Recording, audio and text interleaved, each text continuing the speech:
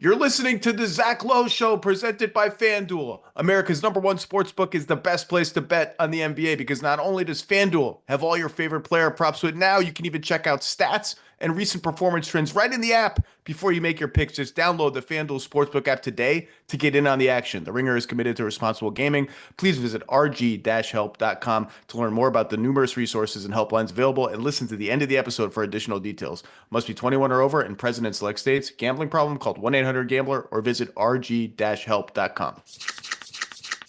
Coming up on the very first episode of the Zach Lowe Show, we've got Howard Beck of the Ringer, my new teammate, on Thunder, Lakers, the craziness of the Western Conference, the awards races, and much more. And then Anthony Slater from The Athletic on the Warriors and a crazy Rockets-Warriors game full of trash talk and spice last night.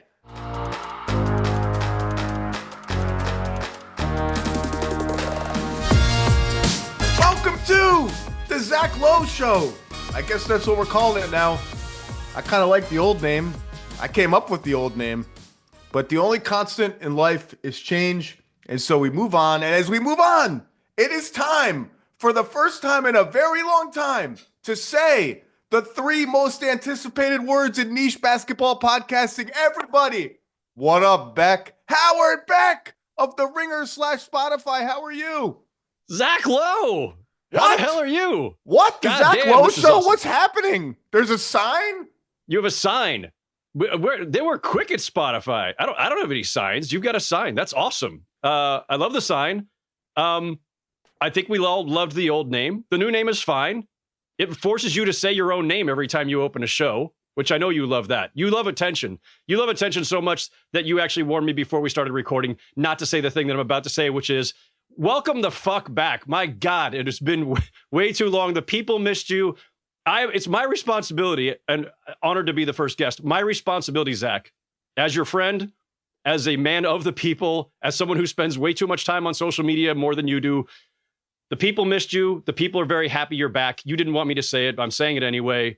I'm thrilled you're back. We're all thrilled you're back. This is awesome. By the way, I've already cursed at least 3 times. We can do that here. There are no Disney censors killing our F-bombs. So I can now set a new record. I once had the record. I believe I had the F-bomb record on the Low Post, which I believe Gino Auriemma or somebody like obliterated at some point. Got my Taurasi shirt on today. Got my Taurasi shirt on today, baby. Paige Becker's in the group did it last night. All right, enough out of you, Howard. Okay? I'm sorry. We're coming down the stretch in the NBA. I missed damn near the entire regular season. You've got a lot of catching up. I had a lot of fun. You had a lot of catching up on Bill's pod last week. That was awesome. 2 hours of Zach just unloading after 6 months of pent-up takes. Tremendous. You know how long I've been waiting to make fun of Matt Ishbia's 2016s would trade places with us comment again? I can't stop. The Suns just actively, you know what? Just shoot us. Just put us out of our misery. We're done. We don't even want. Anyway, okay. So it was a wild weekend in the NBA, Howard, and we're going to focus on the Western Conference because it's crazy. You ready to go? Let's do it. Oklahoma City has lost 2 consecutive games for the first time in a while. They got bullied by the Rockets on Friday, I think. And then the Lakers, in a really interesting win for the Lakers, at Oklahoma City, blew out the Thunder in a game you could either chalk up to shooting luck. The shot quality tracking data says the Thunder had the better shot quality overall, and it was just Lakers went crazy from 3. Thunder missed all the threes. Congratulations. You get no points and no wins for winning the shot quality battle. The Lakers won the game in a game that was playoff-like in the way that the Lakers approached it on offense, but Oklahoma City also obviously has very little to play for other than health and getting primed for the playoffs. The Rockets are 15-2 in their last 17 games. They have something like a 99% chance, according to most models now, of clinching the number 2 seed. What an accomplishment for the Houston Rockets and Ime Udoka, who cemented that almost number 2 seed status with a rollicking, and I mean rollicking, win at Golden State last night. There was copious trash talk, including between Ime Udoka and Steph Curry. And after the game, I don't know if you saw this, Howard. I'm reading the Athletic story. This is Ime Udoka to the Athletic after the game on the little halftime as they were walking to the locker room, dust up between him and Steph. When people start complaining about foul calls or crying about physicality, yeah, crying. He didn't say whining. He said crying. You've done your job. Udoka told The Athletic when asked about the exchange with Curry. That's the first step in winning the battle. So I told my team, when this team starts crying about it, that's 2 cryings in 5 seconds. Up the intensity, up the aggressiveness, and make the refs adjust to you. Can we all agree, by the way, Draymond Green should have gotten ejected from that game, and if he were any other player, would have gotten ejected like 3 different times?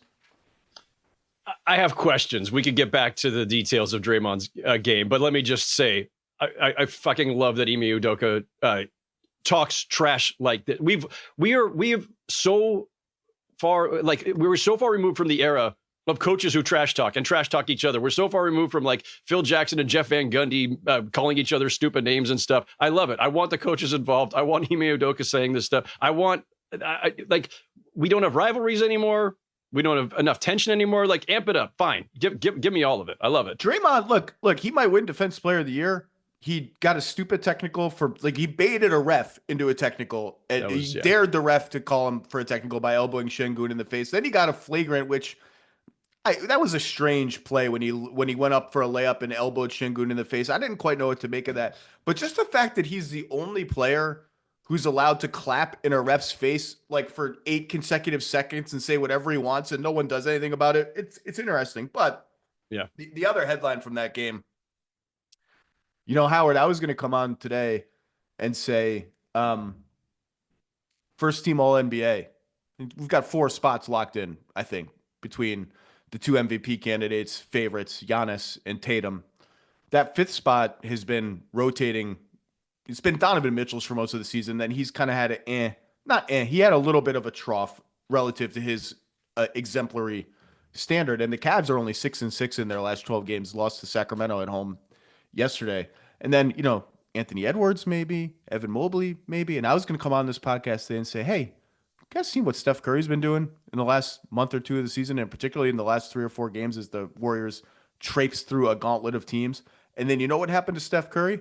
Amen Thompson happened to Steph Curry. And Amen Thompson announced himself not only as a first-team all-defense player, he made a big final sort of statement like, hey, first-team all-defense. Not only that, in this jumbled defensive player of the year race, don't ignore me. I know I'm only a second-year guy. I don't have this great reputation or whatever yet. I'm not Draymond Green in terms of my historical import to the game, but look what I can do. And he just blanketed Steph Curry and made plays as a help defender. Okay, that's the Rockets. We can get back to that. Ready to keep going? Let's go. Lakers have won 4 out of 5, including that Thunder win. They are now a 75% bet, according to most markets, to clinch the 3rd seed.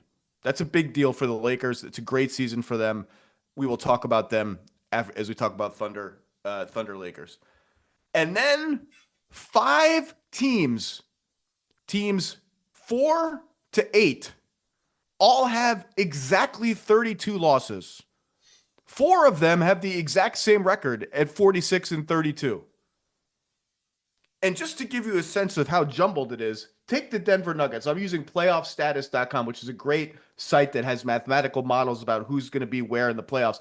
The Nuggets right now just have according to this website, and Basketball Reference is similar, 4% chance at the 3rd seed, 15% chance at the 4th seed, 16% chance at the 5th seed, 22% chance at the 6th seed, 26% chance of the 7th seed. Play in. That's the highest number so far, 26%. 18% chance of the 8th seed. That's just like, what is even happening? They've lost 4 in a row. Jamal Murray, Michael Malone said before yesterday's game, hopefully he's back before the playoffs. This is becoming a weird one. Minnesota and the Clippers are both 14-3 in their last 17 games. Guess who has the 3rd best net rating in the Western Conference? Number 1 is the Thunder. Number 2 is the Rockets. Do you know who has the 3rd for the whole season? Not just in the last 20 games, not just post All-Star break, the whole season. The 3rd best net rating in the West. Top of my head, I'm going to guess the Clippers.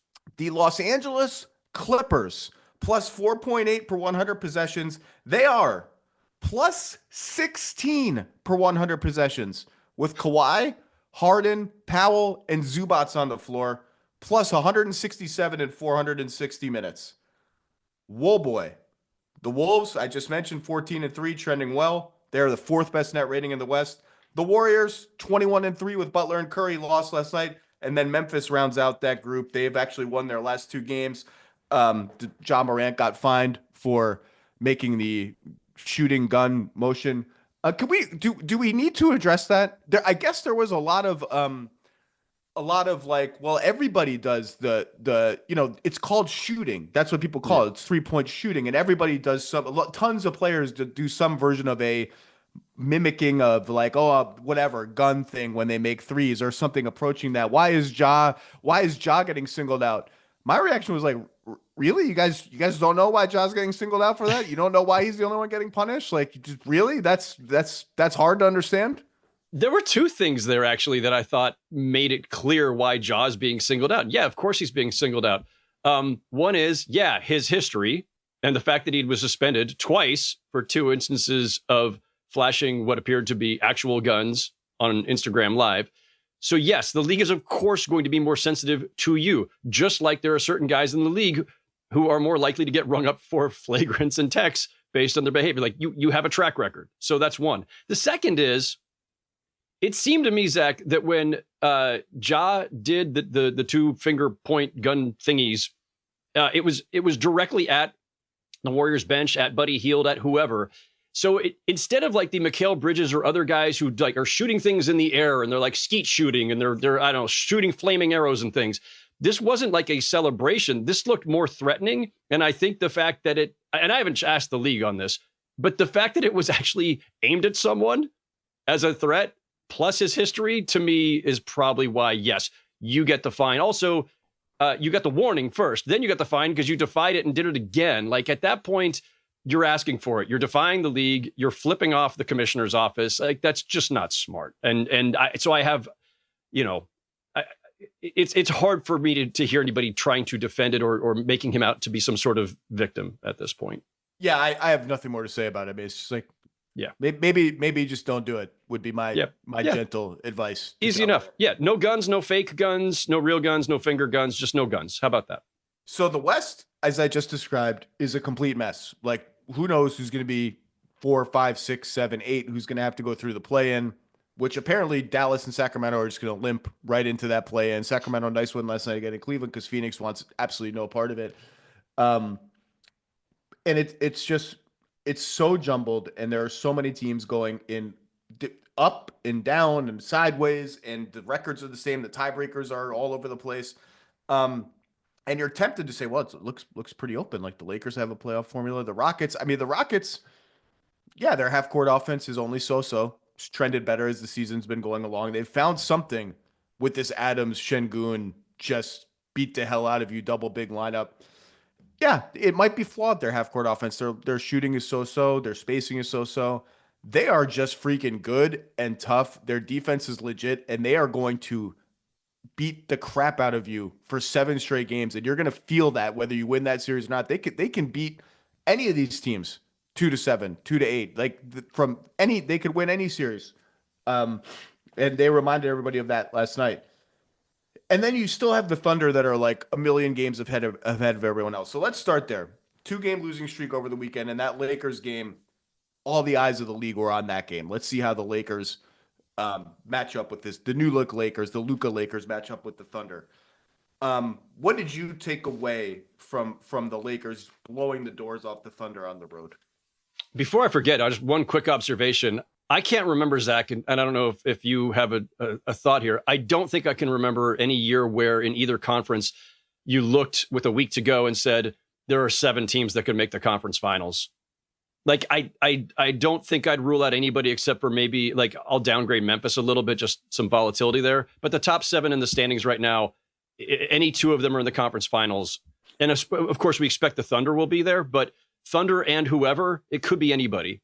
And given the Thunder's lack of playoff experience, I think people are still kind of waiting to see, like, okay, well, you're 1,000 games ahead of us, but let's see you prove it now in the postseason.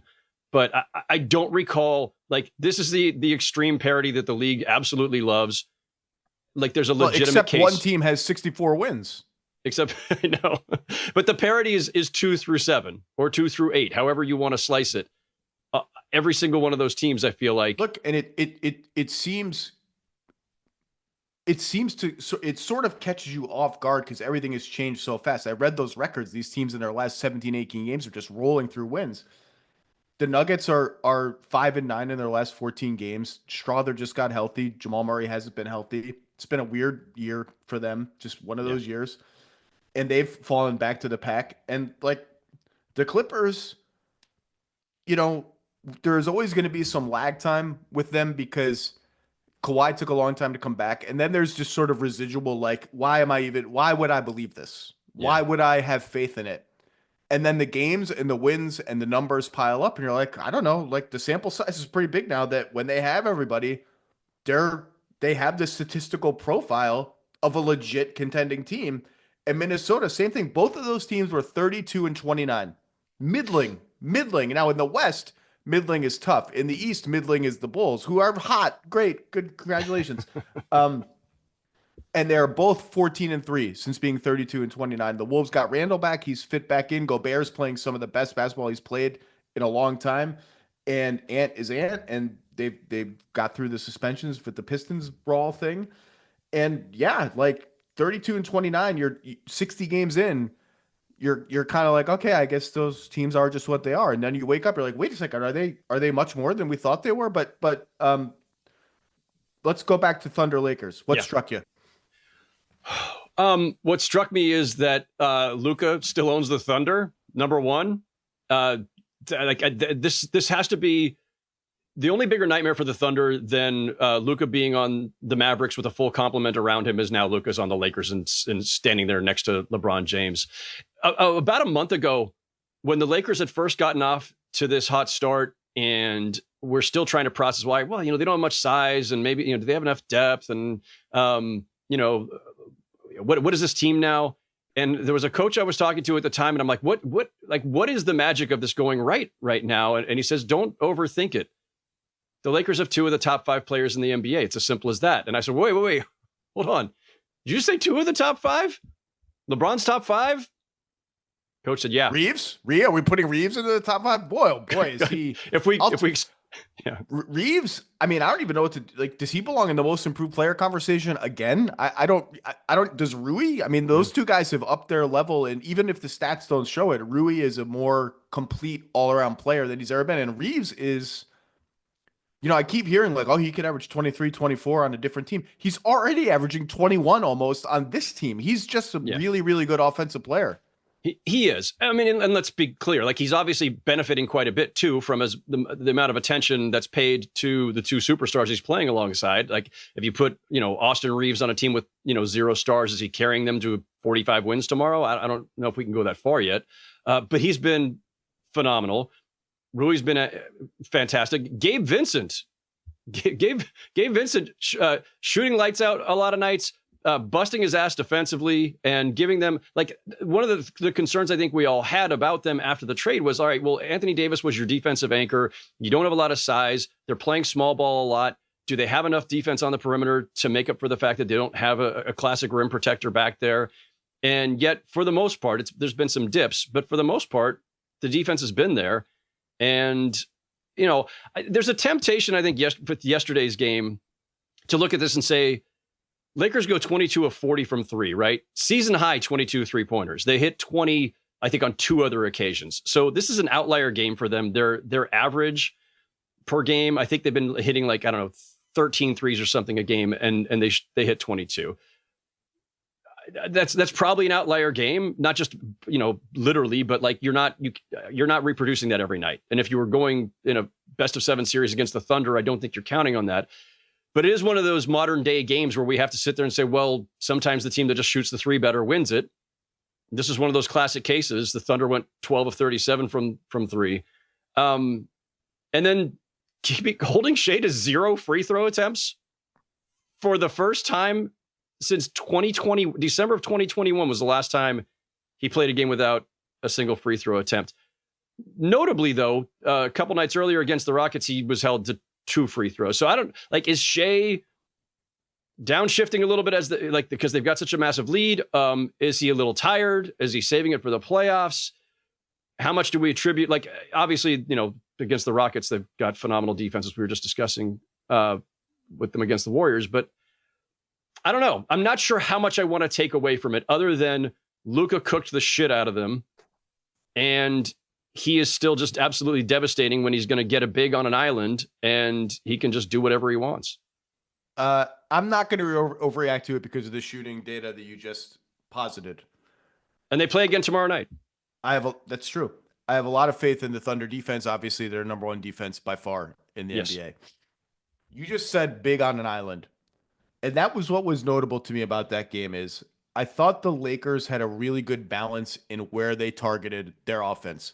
The game before that, they played the Warriors, and Luka was kind of invisible in that game because the Warriors play Draymond at center a lot, and they switch a lot. They don't have a big guy all the time out there that you can just a big center that Luka can. That's who he loves to torture the most, whether it's getting switches or getting lob dunks for his pick and roll center. The Warriors don't always play that kind of player, and Luka kind of got lost in the game as the Lakers are hunting Steph Curry, and like LeBron's been hunting Steph Curry for 10 years. Like that's just how they play. Against the Thunder, you have Hartenstein, and he just tortured Hartenstein. It's the same movie we've seen over and over again, and they did go at SGA a little bit. SGA is not a weak link defender by any stretch. He just happens to be like the smallest guy in a lot of Thunder lineups, and I thought that sort of balance of where they directed their offense and how Luka was able to participate more than he did against the Warriors was telling, and would concern me a little bit if I were the Thunder. And again, I'm looking for like actual signs of concern. Another one would be Cason Wallace, Alex Caruso, Aaron Wiggins. Just too small for LeBron and Luka. Caruso can put up a fight, and he has just incredible hands, but it's got to be Dort and J-Dub on those guys. And I think the Thunder are smart to sort of see if their smaller, handsier guys can bother Luka and LeBron. And again, this is a matchup. We may never see this matchup again after tomorrow night. Like this may be totally irrelevant to Oklahoma City and the Lakers playoff prognosis. But they bullied those guys. And the other thing that was notable to me was the Lakers, it reminded me of the Mavericks in the playoffs last year where they really shrunk the floor on the Thunder. Like they clogged up the paint. They clogged up Shea's drives. Paint was crowded. Thunder don't have great spacing, especially when they have the two bigs out there, but they have decent spacing. And they did it without really abandoning the Thunder's best three-point shooters. They just are a very smart, rangy defensive team. And you mentioned their lack of size. When people say that, they mean sort of lack of a true center behind Hayes. Yeah. They have a lot of big players on their team. They have a lot of power forward sized players on their team. They cover space really in really smart ways. They rotate on a string. They don't overcommit one way or undercommit the other way. And they kind of had the Thunder paused a little bit. And not only that, the Chet Hartenstein double big lineup is one of the biggest wild cards in the league. It's not much of a wild card anymore. It's been going on for a while. And the Lakers were like, we're not afraid of that group. We're not afraid to play small against that group. We'll put wings on both of them. We don't think Chet can hurt us down low. We don't think Hartenstein can hurt us down low. And I think that double big group has given Oklahoma City a different ingredient offensively in terms of Hartenstein's short roll, his floater, his passing. I think that's been more important to them offensively than defensively even. And the Lakers were like, yeah, we're not that scared of it. I mean, all that said, I'm not going to overreact to it, but all of that was encouraging me if I'm a Lakers fan and a little bit troubling to me if I'm a Thunder fan. And you mentioned Vincent. The Lakers have a good 9-man rotation. Their starting five is good, and then off the bench it's Vincent, Finney-Smith, Goodwin, who I love. I have a soft spot for Jordan Goodwin, and Vanderbilt. And I think one of the underrated little subplots of the AD Luka trade is one of the benefits of not having a so-so shooting center, traditional center, which AD was for them, much to his chagrin apparently. That is so good that he's got to play 35, 40 minutes a game when it matters. Now Hayes can play 8 minutes, 12 minutes, 15 minutes. It allows them to play Vanderbilt a lot more without compromising their spacing fatally. And Vanderbilt's just been good for them. Like he's a good defense player. He can guard all kinds of different positions. They're becoming a really interesting team. And that game, yeah, it's a shooting luck game. I said the Thunder won it on shot quality, whatever. It had some, like that was a playoff formula kind of game for the Lakers. And it had some things that if I'm a Thunder coach, I'm going back to the film room. Like, let me see how that looked. Yeah. And that's why I think there's plenty to take out of it, especially if you're the Lakers. Maybe less if you're the Thunder. And I think, it's weird to say of a team that has LeBron and Luka on it, but like the Lakers kind of needed this more right now. Like literally in the standings, they needed it more. And I think just to kind of, like Luka has nothing to prove, LeBron has nothing to prove, but together they have something to prove as the core of this completely reconfigured team. And guys like Vanderbilt and Gabe Vincent, who at times have looked like really important pickups for the Lakers over the last couple seasons, but have both been banged up, that they're healthy and thriving and giving them a different defensive dimension and tone is really important. And I think just everything that allows the Lakers to see like the full picture of who they can be in the postseason. I think all of that's really significant for them. And, and I'll be honest, I have, from the moment the trade happened, which we still can't quite put our heads around, and maybe we never will. I have been skeptical. Like it looked like a win now move for the Mavericks by their own definition, which made no sense, of course. But it was a for the next 10 years move for the Lakers, and I thought there would be some short term slippage, perhaps. Like it was short term. Take a step back. We our defensive anchor is gone. We got to incorporate Luka. He's not healthy when he arrives. We've got a supporting cast that's still kind of in flux. Like we don't have size. We don't have a center. We traded for Mark Williams. We rescinded the trade for Mark Williams. And I thought it doesn't matter. None of this matters. This is about the next 10 years. And lo and behold, here they are, sitting in third in the Western Conference and looking very, very potent and very, very ready to make a deep playoff run that, I'll be honest, I was not sure was on the table. And, they've made a lot of progress in a lot of places in a very short time. Well, and just, they're not scared of any of these other teams. Like the Nuggets are, disarray is too strong of a word, but it's just been one of those years where it just feels like they may not have enough. It may not all come together health-wise, performance-wise. Their defense is a disaster right now. Clippers, we'll see. Warriors, like they're hot. They beat the Lakers over the weekend. These are all good teams, but the Lakers aren't scared of any of them. And yeah, it turns out adding Luka to your team is really good. I don't even want to talk about, I don't want to do the trade thing. I will just say that maybe just Patrick Dumont should just shut it down in the media for a while. Just shut it down. Just don't make any more comments. It's not helping. You're not helping. And by the way, they play in Dallas in 2 days, I think. This Wednesday, don't they play? Yeah. No, that's friggin' huge. Our buddy Mark Stein is like in the midst of like a 17-part series or something reviewing how we got here. It's phenomenal. We're trying to get him on the Zach Lowe show on Thursday to recap what it's going to be like to be in the building in Dallas on Wednesday night. I can't even imagine.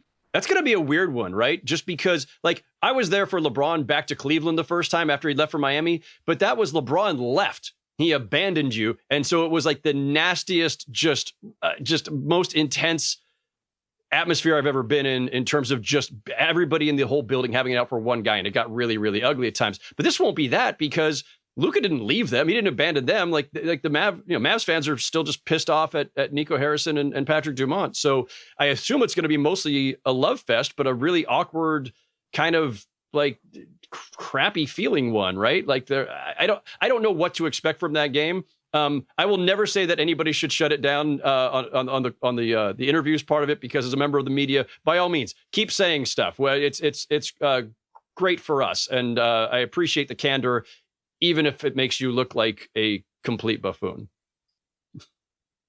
It hasn't been great. The messaging has not been great. It's not been great. Yeah.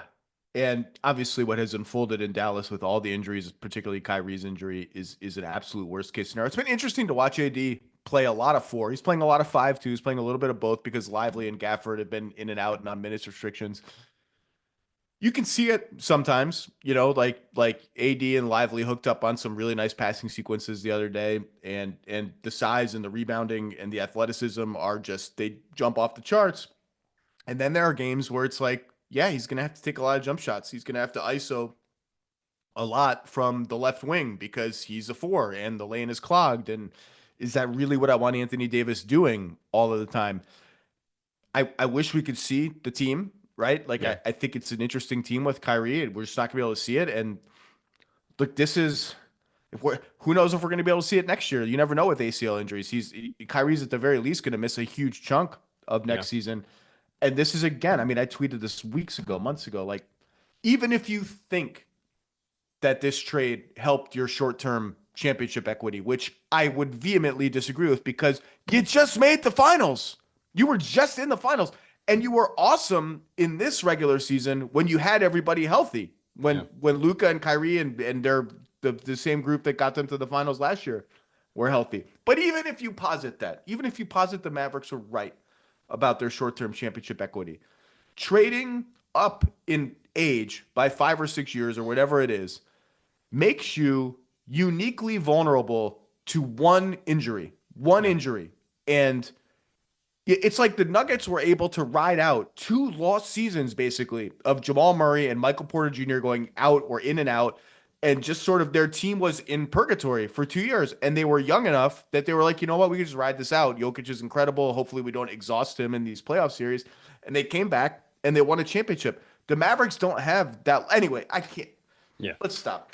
I still can't believe it. Every day I wake up and I'm like, it's unbelievable. We will be talking about this for years. The rest of our careers, the rest of our lives, we will still be trying to unpack this puzzle. It'll never make sense. I don't have any other takeaways from Oklahoma City Lakers. It's a bad game for the Thunder. Bad games happen. Again, I cannot stress this enough. The Thunder and the Cavaliers have 0 to play for. There is a very natural decline in intensity as we get to this point of the season where, all right, can we just get the play? Like, we're the number 1 seed. Can we just get the play? Can we just get some the of the Thunder playoffs here? players? Some of the Thunder players said it out right after the game yesterday. I saw some quotes in the Oklahoman to my buddy Joel Lorenzi, where they were saying, like, Shea said it, and I think maybe Jalen Williams said it too. Like, hate to say it, but we've got everything locked up. They're playing out the string. So, like, who knows? Like, the rematch tomorrow night may not even, like, will everybody play? And how much are these teams showing each other? With days to go. So I don't want to put too much on it. The Houston loss, I don't know if you saw that. The Houston Oklahoma City game on Friday was almost more interesting to me because Houston just beat the hell out of them. Like, Şengün, they started with Chet on Şengün, and Şengün just feasted on Chet. And they switched the matchup to put Hartenstein on Şengün, which they did not want to do initially. And offensive rebounding, they had their way. And always the key against the Thunder, if you can win or be equal in turnovers, limit their steals, you have a chance against them. And that's what the Rockets did. That was almost a more interesting game to me. The Lakers lost the turnover battle, but won handily anyway because they shot the hell out of it. Look, my finals prediction from day one, you can go on X and see it, even though I had no job at the time, was Celtics over Thunder. It was the chalk pick. I almost went Denver, and I was just hearing too much bad stuff from Denver. Too much a lot has got to go right for you to make the finals. So I went Celtics over Thunder. I'm sticking with that. That's still my finals pick. I don't know if you made a finals. I don't know if they make you make predictions or what it was. We did. Yeah, no, we did. We did the whole staff picks thing back in October, and I went Thunder over Celtics on the premise that, the obvious for why the two teams would be there, but why Thunder winning. I looked at it in the preseason and said the Celtics are going to have a much tougher road this time. There's the championship hangover possibility. Just it's hard to go back-to-back seasons. It's a ton of games. It's a lot of stress on the body. But on top of that, the East was going to be better this season, right? I didn't see this coming from the Cavaliers. And I thought Philly really loaded up in the offseason. I mean, yes. I mean, my rationale was the Celtics are going to have to go through some combination of Knicks, Philly, Milwaukee, Cleveland, whatever. I probably didn't even put Cleveland in that conversation. Apologies, Cleveland. None of us saw this coming, and I don't think. I mean, I didn't see this coming, but I was telling people Cleveland's could be really good. Yeah, but at this level, and I don't think we saw even the most skeptical or the most PTSD stricken Sixer fans would not have predicted this is how the Sixer season was going to go. So I thought the Celtics might be more beat up, and I went, all right. Really deep team, younger legs, spry athletic Thunder team over Celtics. So that was my prediction back in October, but predictions are stupid. So, well, congrats to the Sixers. They have risen to 5th in the lottery standings, which is big for them with their top 6 protected pick going huge. Out the door. Yay, tanking. In Philadelphia. Lottery's going to be interesting. Lottery's going to heavy drama in the draft lottery. Let's do some awards talk. Sure. Start with the big kahuna. This is not a hot take, I don't think. I still haven't decided who I would vote for MVP. I, I I just like, how am I supposed to even decide? Every time you're like, well, SGA's team is 15 games up in the standings, he's incredible, blah blah. It's like, oh, what did Jokic have? 37, 15, and 11 or whatever. And yeah, Denver is losing, and maybe it's hard to vote if they're in the play-in. It's going to be hard for people to get there, and SGA is probably going to win it anyway. But I have been leaning SGA because I just think statistically, Jokic's dossier is a little bit better, but it's pretty close, and some of the advanced metrics actually favor Shea. But both of them are historically incredible statistical seasons. Yeah. SGA is a better defensive player. Jokic is a better offensive player. And just sort of tie goes to the guy whose team is whatever, 64 and whatever they are right now. That still holds some logic to me, but every Jokic, every day, I just keep coming back to who's just better.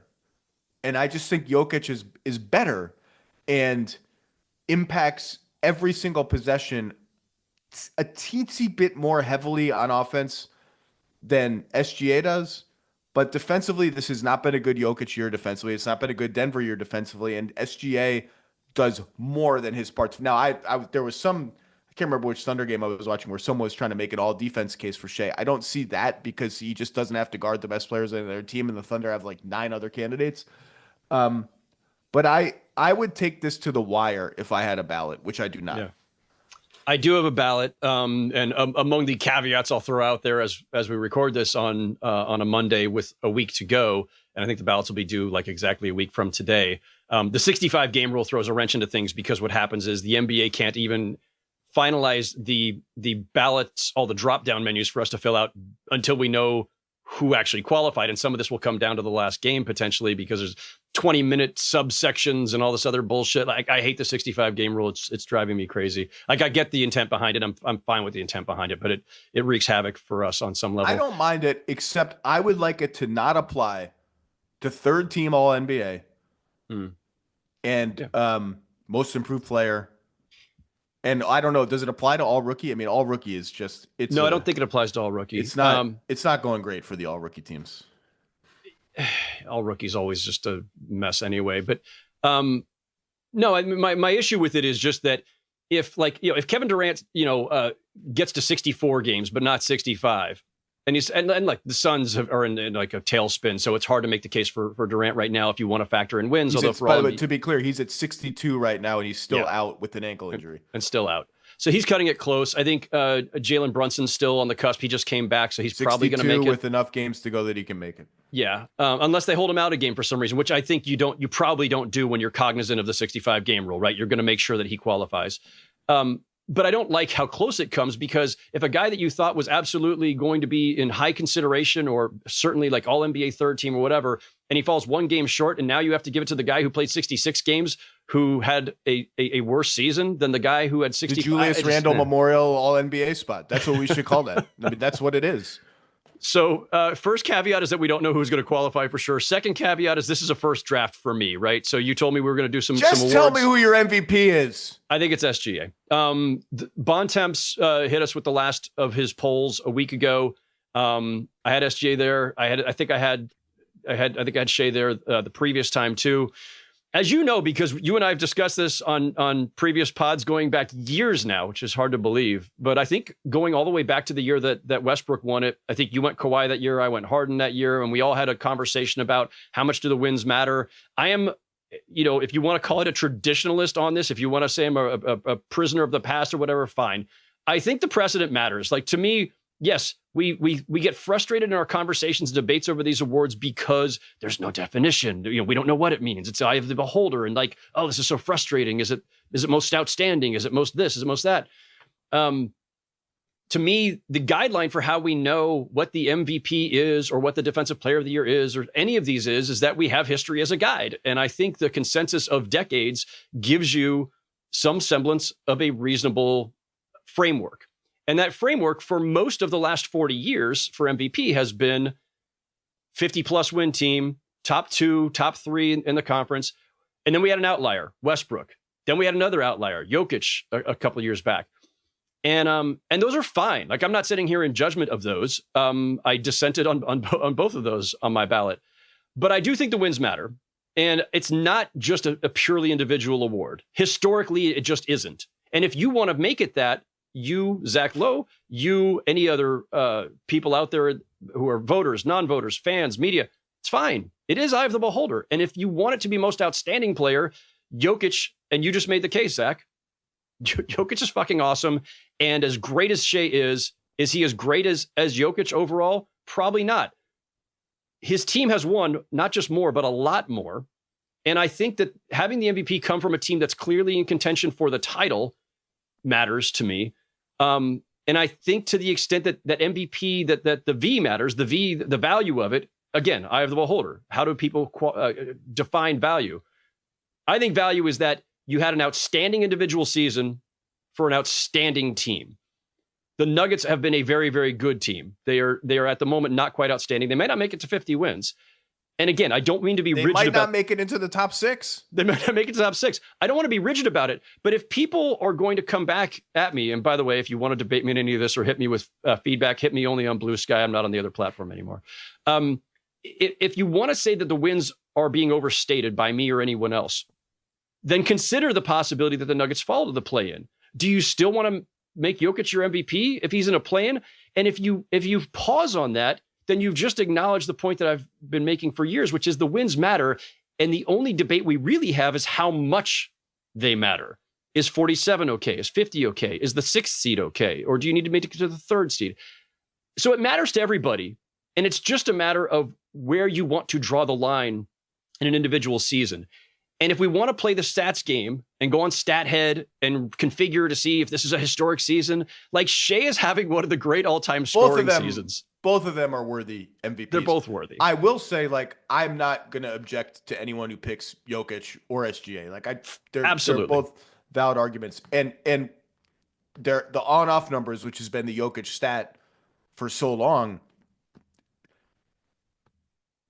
The Thunder, it's unclear if they would have a viable offense at a really good elite, like we can win a playoff series level without SGA. Like, he is the offense. Yeah. And so the on-off stuff doesn't favor either one of them. They both have crazy on-off splits. And like, you can dismiss it if you want. That's fine. Jokic is a better passer. And I do think games like yesterday, Thunder Lakers do raise the question of, like, is there enough collective sort of offensive ingenuity in the half court for the Thunder when it really gets down to it? Their half court offensive numbers are outstanding. You would say yes. Maybe. We'll see. I remember last year, Luka finished the season on such a roll that I felt like Dallas fans were owed an explanation. Why is the MVP Jokic over Luka? Why was I leaning Jokic? And I just kept coming back to size. The ability to do all of that and be that big just gives him access to more areas of the court, easier shots. It just, to be that huge in this creative, a passer, a ball handler, a shooter, it just unlocks infinite possibilities for the Nuggets offense before you even get to the fact that he's going to be in the conversation for the greatest passer in the history of basketball. All that said, the defense has been bad for Denver this year. This is not a good year for Jokic. So I don't know what I would do if I were a voter. I respect either case. I would just be... The one thing I will say is, with apologies to our boss, Giannis is 3rd for me, and I don't think there can be any question about that. The 20 assist game the other night, he's putting up double-digit assists regularly now with Dame out. Yeah. As great as Jason Tatum is, I can't get there with him as 3rd in MVP over Giannis. I'm still toggling between those two, admittedly. And I will just quick couple things, just pet peeves on the MVP discussion. I don't want to hear, if Shea wins it, don't want to hear anybody telling me that this is voter fatigue. This has nothing to do with voter fatigue. No. That's insulting to the season that Shea Gilgeous-Alexander is having. It's certainly insulting to the voters. And there's a whole other rant about the history of that phrasing and everything and that point that I don't want to go into. But like, this won't be voter fatigue. Shea's earned this. And he's having an incredible season for a team that's having an incredible season, and they're far and away the best team in the Western Conference. So that there's not that. The other thing, the on-off stuff you mentioned, just a real quick point that I always make on this one is just that if we get a little too caught up in the on-off, what happens is it elevates a guy who with a shittier supporting cast and a shittier bench, and it punishes the guy who has the better supporting cast and a better bench. And if you say, well, that's not fair to the player's done everything they could. Yeah, again, that's why MVP is never truly, solely, purely an individual award. There is a team element to it. And it is like, if I hate to put this out there as this reductive definition, but like, I think the platonic ideal would be the best player on best team definition, right? If you could do that every year, like you want it to be a guy who's awesome and his team is really great too. That's the platonic ideal. So I think like we don't get there every year because a lot of seasons there's a guy who had an incredible season on only a very good team or somebody who was only very good on a great team. Shea's checking both boxes for his case. If we were going to be reductive, which maybe I'm being, but anyway. Let's fly through with 4, 5, 3, whatever games left. Tentative all NBA teams. Tentative. Very. I will start. Go.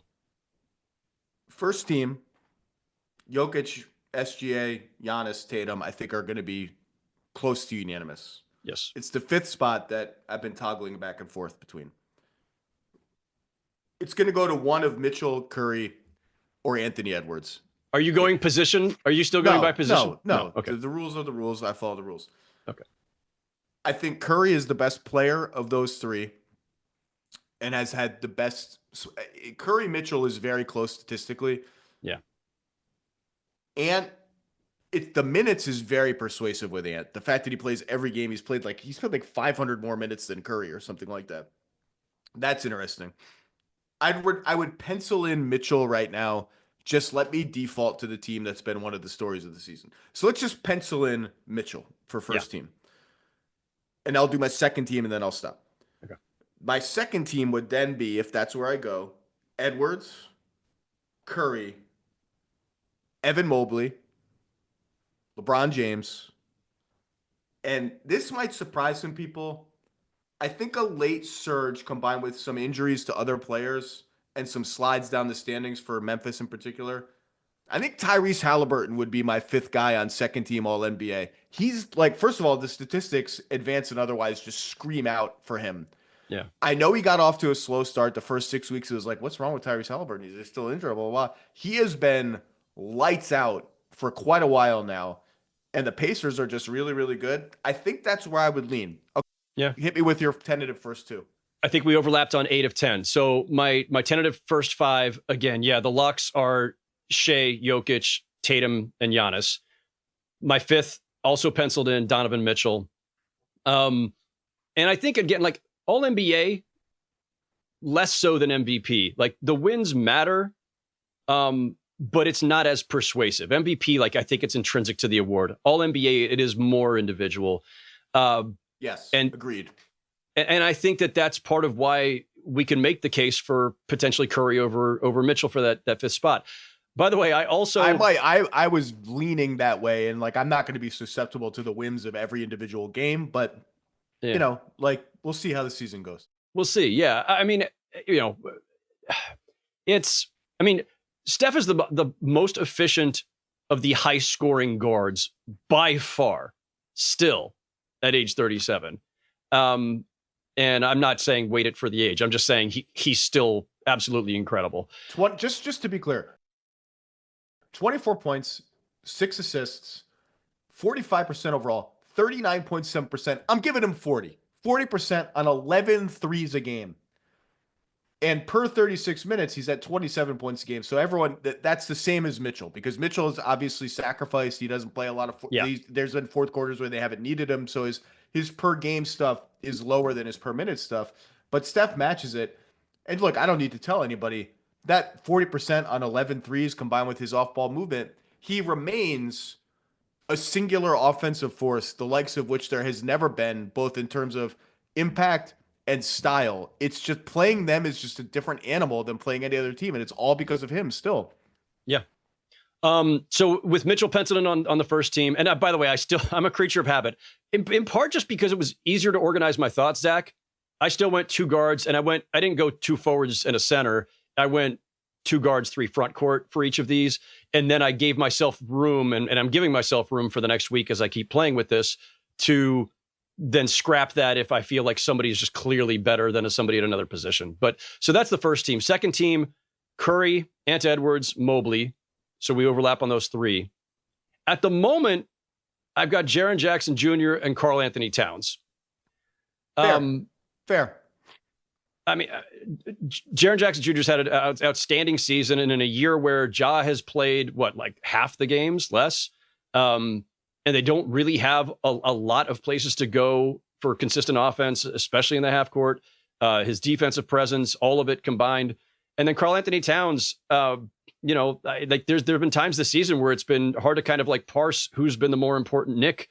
And that's no disrespect to Brunson, but especially with Brunson having missed a month, and Towns just, kind of was their stabilizing force. So that's where I am right now. But the other guys you mentioned are on my third team. Yeah, I have no problem with that. And in fact, Cat and Jaren Jackson Jr. have been on my second team for the most part in the last month. And I just recently shifted them down for no other reason. I just think LeBron's been unbelievable and Halliburton's been unbelievable. Cat has been fantastic the entire season. Defensively, he is what he is. Like he's not had a great defensive season. And the Knicks have not had a great defensive season. But I've had him second team most of the year. I wouldn't quibble. I wouldn't quibble hardly at all with that. And Jaren Jackson Jr., same thing. I mean, lately he's gotten back into some foul trouble habits that still drive me nuts. Yeah. But that brings me to third team right now, which is, again, it's all tentative. People can shift around. I don't even have a ballot. Who cares? My third team, like absolute stone cold lock, Cat and Jaren Jackson Jr. They're both on it. They're both making an all NBA team on my fake ballot, whether it's second or third. They're both locked in. If Brunson gets to 65 games, I'm putting him on third team. You could make a case for him for second team. Maybe in his minutes, or he's still played more minutes than Steph despite playing in fewer games because, Tibbs. My fourth guy, so that's Brunson, Cat, Jaren Jackson Jr. I think Cade Cunningham's got to be there just to represent the Pistons and the seasons they've had. Gotta is strong, but I have Cade Cunningham on. And then that last spot, I've had Kevin Durant penciled in there if he makes 65 games. And people are going to scoff at the Suns. Rightfully so. Scoff all you want. 26.5 points a game, 6 rebounds, 4 assists, 52.7% shooting, 43% on threes, 57% on twos. Like, it's not his fault. I mean, some of it is his fault, but it's not basketball-wise his fault. However, he has not hit the 65-game threshold, and the Suns' finish to the season has become so embarrassing that I'm willing to open that up, which feels crazy considering the statistics I just read. And yes, I think he has a better case than Devin Booker. I know Book's been hot lately and has been their best passer this year. I think Durant has a better case than Devin Booker. He's not had a great shooting season, particularly from three. I'm willing to open that last spot up. You'll hear arguments that Jalen Williams has got to be there because the Thunder need 2 representatives. It's not that persuasive for me, but he's in the conversation. Şengün, late run right now, really sort of, if there's an answer to Houston's half-court offense late in games, I think he's got to be a huge part of it and has been. James Harden, like the shooting numbers are really but he's been the engine for them all year. And let me look them up because he just cracked, I think, 40% 40% for the season, 34.5% from 3, 46.5% from 2. I don't know that I could get there with him.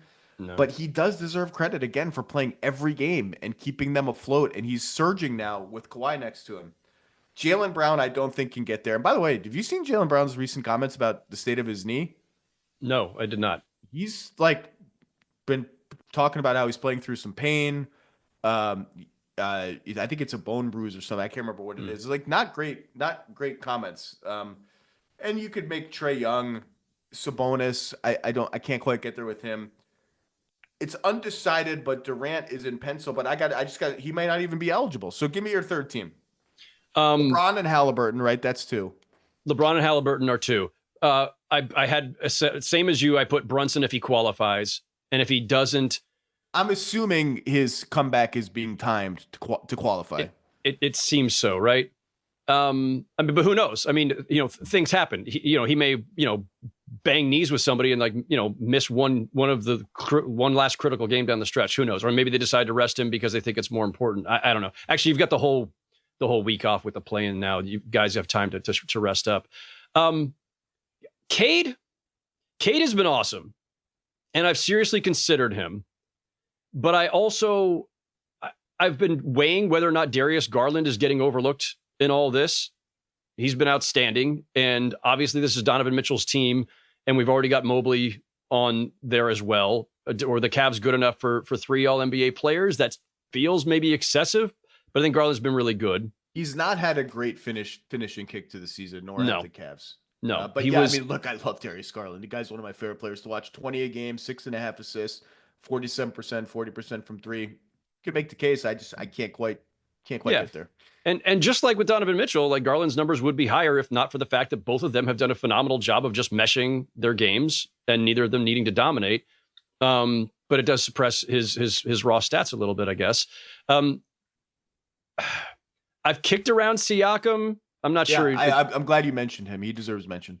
I think he's had a really strong season, and for a team that's like the Pacers are really good, but this is not like some offensive juggernaut in terms of individual talent. You don't look across the board and go like, ooh, look at all these guys who could just kill you or put up 25, 30 a night. He's one of the ultimate gap fillers in the NBA. Yeah. Just one of these guys, like whatever you need on either end of the floor, he can do some of it. He's a very, very valuable player.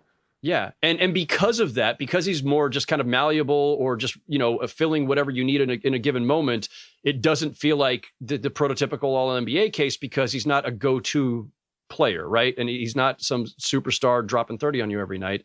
But he does a lot at both ends. Jalen Williams is in this mishmash of names I've got in front of me. I also had Kevin Durant kind of like just with an asterisk there. We set out at the beginning and said like it's not about team success for All-NBA as much as it is for MVP, but it does affect when you're trying to make a case for a guy like, as you mentioned, Sabonis or Trae Young. It's easier to dismiss them because their teams are irrelevant, and the Suns have just completely. I'm not going to let you say that about my Atlanta Hawks. Irrelevant. Irrelevant. I like watching the Hawks. I think Trae Young's had kind of a good year. The shooting numbers aren't quite where they need to be given his limitations on defense. But you want to hear a fun stat on Trae Young? Yeah. He has diversified his offense in real ways that have helped Jalen Johnson's development before he got injured, that have helped Dyson Daniels' development. And here's just one small thing. Again, I don't think the shooting numbers are there for Trae Young to make an All-NBA team, but I believe he does lead the NBA in assists. He has set more ball screens this year, according to Second Spectrum, at least as of last week, than the entire prior career combined every season. It's not a ton, but I think it was over 200 when I checked, so it's a few every game. He deserves some credit for that, but I can't get there. I just will not let you come on this come on the Zach Lowe show and call Quinn Snyder's glasses and Zachary Richache, one of the few Zachs in the NBA, irrelevant. I just won't let you do it. Are we not allowed to mock the Sally Jesse Raphael glasses anymore? Well, he's been going black more lately. He's been going with the black lenses or the black frames more lately. Yeah. I have a feeling he hears about this when I make fun of the glasses, and it drives him. I bet he's mad. I bet he gets mad. I don't make fun. I wish I could be that cool. I can't. If I don't wear glasses, I don't need glasses. But if I tried to do that, I just couldn't pull it off. People would laugh at me. I've had glasses most of my adult life in phases, and I always have to go with the darker. I've never even considered like the Sally Jesse Raphael red or anyway. You were something. Making an all NBA argument. Maybe I was. Durant was your. Yeah, no, like at a certain point, when you have a lot of really good candidates, as we do, we just named a bunch of them. You got to draw a line somewhere. And sometimes the line is, you had an incredible season, Kevin Durant, but you just barely got to 65 games and your team isn't even making the play-in. And you're part of that. And this is where, like, I think it's okay to kind of bring in intangibles too. And by the way, I think it's okay to bring in intangibles for the MVP discussion too. Like, there was a great piece in The Athletic last week, I think by Sam Amick, about, Shai Gilgeous-Alexander's, just his general leadership, the way he affects his teammates. Like, we can bring in that stuff too. Like, there are other aspects of this. And I think in the case of a, Suns team that has absolutely just completely disintegrated, and when you look at the talent, you go, well, that talent's good enough to at least be a play-in team. They should at least be better than the Mavericks or the Kings. And they're not. It's because at some point chemistry just went to shit. And I think it's okay then to look at it and say, well, you all bear responsibility. Kevin Durant, you're the best player on this team. You're the most decorated player on this team. Like, you bear some responsibility. Devin Booker bears responsibility. Through the television, through my monitor, I can see the pouting every game. Not just by him. I can see the in the corner pouting. And I see it every game. Now, that team has been a tire fire, top to bottom, the entire year. The Beal thing has been a disaster. He finally made a basket. He came back, he didn't make any baskets, and he didn't make any baskets for like a full quarter and a half. He made a basket. They can't just, like, Colin Gillespie starts and he doesn't start. Their whole lineup has been a mess. The fact, I mean, they're not competitive. I was going to say the fact that they're even competitive lately, they haven't won in ages now. He has been the best player on their team. Like I said, I don't know what to do, and he hasn't qualified yet. I don't know who I would go with. Did any of those other names, were they persuasive to you? I said Harden, Jaylen Brown, Zubac deserves a look, Sabonis, anyone else? I jotted down Zubac. I had Harden on my initial list, crossed him out. The efficiency, I think, when you're comparing everybody, like, you're right. Like, the case for Harden is he has been as steady as can be. He has kept them afloat all season, especially, while they were waiting for Kawhi to get back, that they're in this position at all, that we're talking about them as a team that could make the conference finals or who knows beyond, is a huge credit to James Harden. The guy's taken a lot of shit over the years, some deserved, maybe some exaggerated. He's been fantastic for them, and he's been everything they've needed. But when we're having to split hairs, when you're squeezing guys into the fourth and fifth spots on the third team, and I think the fact that his efficiency numbers are down so far is fair as an eliminating condition. So it's every year you get here and you're splitting hairs, and then you think, like, wow, imagine if these 5 players were actually eligible, and did, like, Wemby, Luka, AD, we could go on and on. Like, oh my God, I forgot Kawhi. Like, none of these players are eligible. I mean, not that you would expect Kawhi to be eligible, but can you indulge me for a minute? Here's the ineligible list based on injuries and 65-game rule. Victor Wembanyama, Luka Doncic, Jimmy Butler, Anthony Davis, Joel Embiid, Tyrese Maxey, Paul George. I know was having a shitty season anyway. But Joel Embiid, let's move that one to the side. I'm just saying, if a full season of Joel Embiid, last year he was in the running for MVP until he went down. I'm just saying, these are all guys who in recent years have been ramping up, baby. Still ramping up. A lot of ramping. Nobody makes ramps like the NBA. Down. I'd like to ramp down, just in general. I just like a ramp down. Rest of the list of guys who normally we would be discussing if not for injuries and 65-game rules: Kyrie Irving, Franz Wagner, Paolo Banchero, Kawhi Leonard, Zion Williamson. A Magic guy would have made it. One of the Magic guys, yes. Probably Banchero, would have made it. Zion, Brandon Ingram, Ja Morant, Isaiah Hartenstein. Stop. I'm just saying. Chet Holmgren, Damian Lillard, Norm Powell, Drew Holiday. These are like all guys who have had either had really great seasons or in the past were in these conversations. And so when I'm looking at all NBA or all, other awards, I'm also looking at the list of, like, all right, who have we had recently? Oh, okay, no, that guy's out. Put a line through him. Like, that is a big block of guys who either are stars or were recent stars or had really good seasons, but just didn't play enough games. And it's just an interesting and very kind of sobering list. Think about, in a normal year where Luka had played enough games, we'd be saying, wow, what a weird year. He's going to be an MVP, the MVP conversation in all NBA, probably first team, but split among 2 teams. When has that ever happened? But he didn't play enough games. Jimmy Butler, his case would have been on all NBA would have possibly been tanked just by the fact that he tanked his way out of Miami, and there's a price to pay for that. But look at what he's done for the Warriors. Like, there's a case for like Jimmy Butler getting honors based on how he has revived the Warriors or put them back in the conversation. But again, it's irrelevant because he hasn't played enough games anyway. I'm just saying, like, there's some really interesting cases to consider. Okay, two things. Two tangents based on what you just said. Number one, Jimmy Butler has reached the point where, like, I'm never doubting Jimmy Butler again. Whatever decisions he makes in life, he's a winning player. He's always been a winning player. He gets paid no matter what he does. Like, if he gave me financial advice right now, like, hey, the market's tanking, I got some advice for you. Buy stock in pumpkins or something like Homer Simpson did in November. Obviously, Homer bought the pumpkin stock. Didn't go well for Homer. I would be like, sure, I get it, Jimmy. I trust you. Here, I'm putting all my money in pumpkins. Or Big Face Coffee. Wasn't that the name of his coffee company? Yeah. Big Face Coffee. Yeah, I'll buy stock in Big Face Coffee. I like coffee. My second tangent, I already forgot what it was. I'm in mid-season form. Probably just to mock one of the many names I threw out there. Zion. I don't want to address this. I don't want to go any further than this. The most complicated, and I don't mean that in any sense other than just like the most complicated question in NBA team building right now is, what in the hell are the Pelicans supposed to do? What direction is their roster even aimed in now? Are they a win now team while their best player doesn't play? Are they a rebuilding team while they're picking high in the draft again? Are they like a cheap team? No, it's just, I don't like, the closest thing they had to it's not a semi-dependable borderline all-NBA all-star player was Brandon Ingram, who actually plays, and they traded him, and he hasn't played for the Raptors. I mean, you and I might get – I'm surprised the Raptors didn't call me for a 10-day contract or like a fourth quarter contract.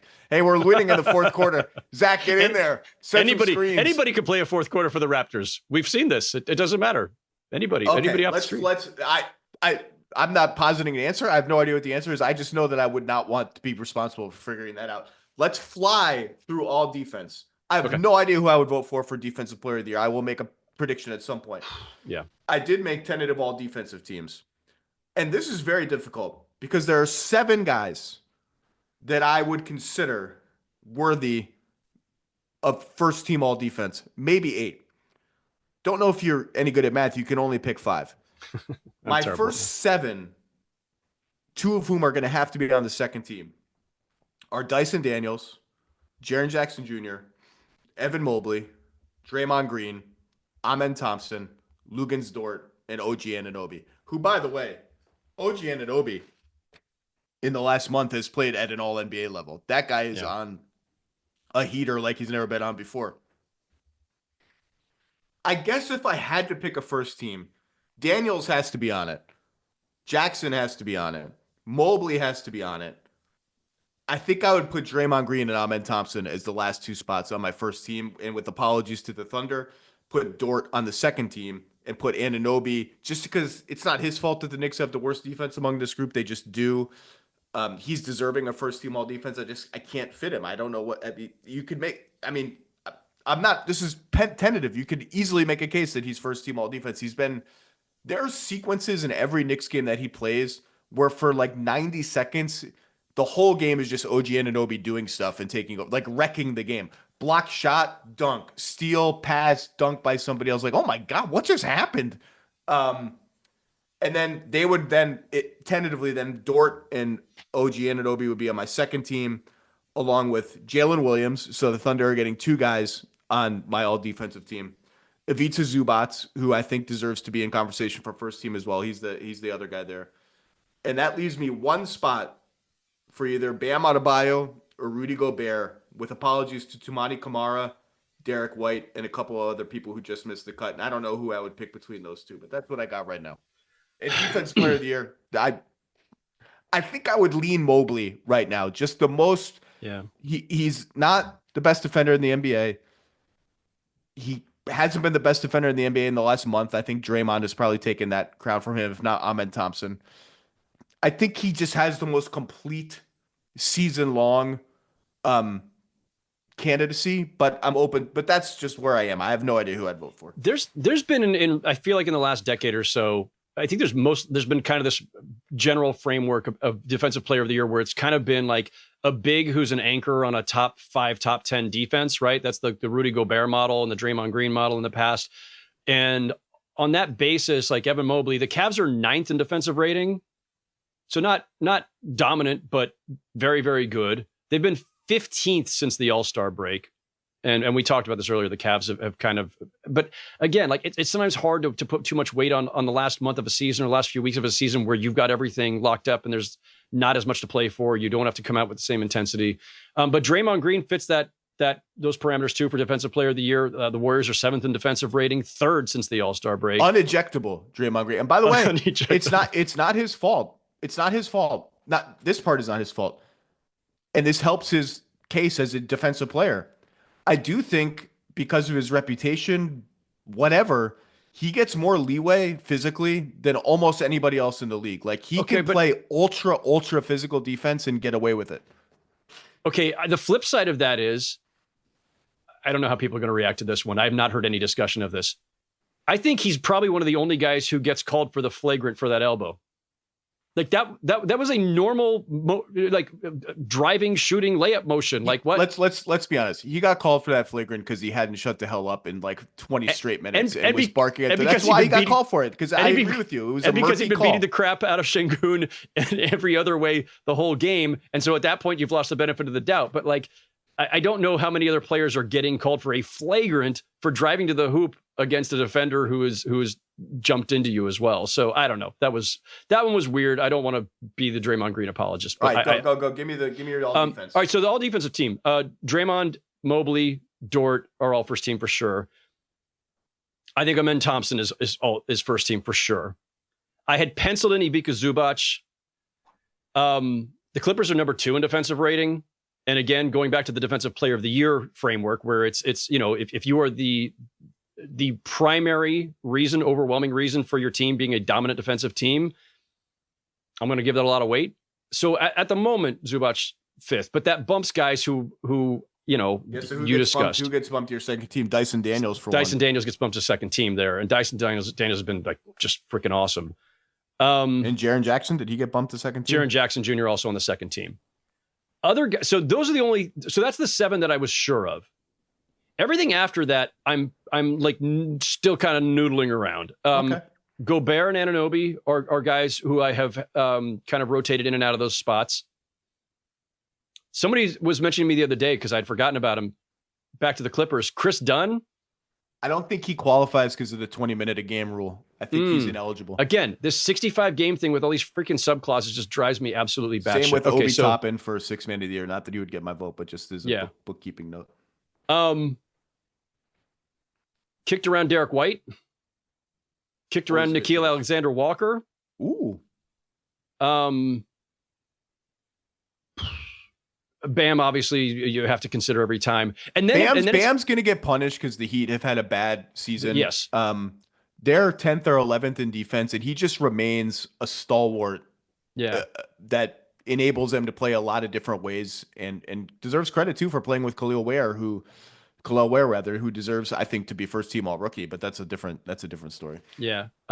Heat 10th as of this morning in defensive rating. So yeah, the Heat have fallen apart, although, a little late season resurgence, but they're not great, but defensively they're still as stout as ever. And Bam, I don't think Bam has lost anything. Do you? I mean, it's been the rim rough protection season. Numbers are not great. I think teams are shooting like 71% with him against him at the basket, but that's never been his I mean, he can get up there for a member of the block on Tatum, which is iconic in the bubble, but that's not his strength. But if you're forced to sort of pick a weak spot in his case, that's what it is. But I agree with you. Bam has been, despite carrying a bigger offensive load, and he's done better on that lately than he did at the early part of the season. I think he's been pretty damn like Bam Adebayo on defense. And the other one that I'm struggling with a little bit here is, like, Rudy Gobert's raw numbers are down, right? The block shots and the rebounds are just down. But the Timberwolves they're 6th as of this morning in defensive rating.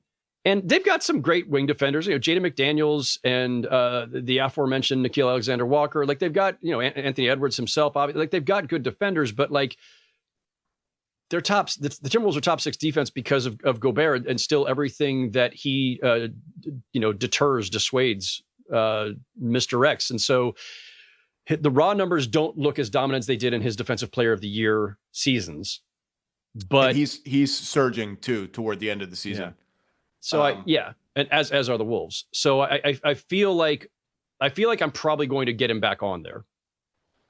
If I had to choose between him and Bam right now, I think I would probably just reward Gobert based on team success. But I don't feel great about not having Bam on either of my all defense teams. All right, those are the only awards. I'll do the other awards later this week, probably with another guest on Thursday. Howard Beck, any parting thoughts being the first guest on this silly show? No other parting thoughts. Just this has been an honor. And again, you don't want to hear it, but it is awesome. Would you say it's the greatest honor of your life? Would you go that far?